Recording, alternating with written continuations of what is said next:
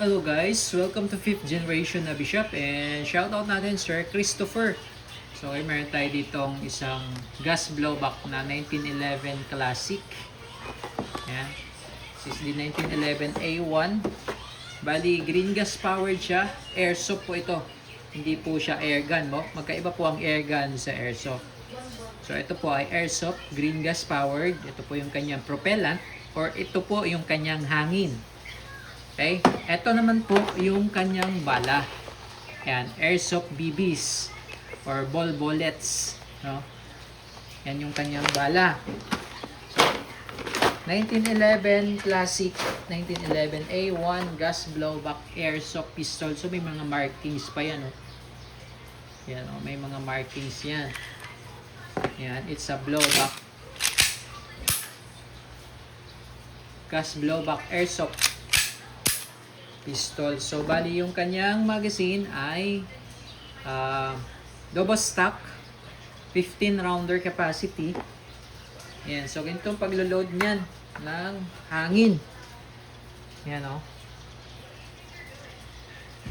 So, iwasan nyo lang po yung pag nagkakarga kayo, iwasan nyo lang po yung diinan ng diinan. Isang diin lang po, no?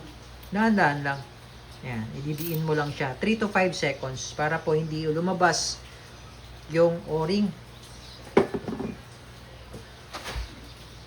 Okay, load tayo ng airsoft BBs.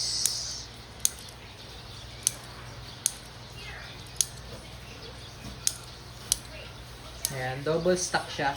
So, pag nagkarga kayo ng gas, 3 to 5 seconds lang. Okay? So, meron siyang safety. Ayan, yung manual safety. Then, yung beaver tail. Gumagana din yan. Okay? Testing. 1911 A1 Classic by ENC. This is licensed by EMG. Okay? EMG Arms. 1911 A1 Classic gas blowback na airsoft pistol. Naka-fix pala yung kanyang sight. Front and rear.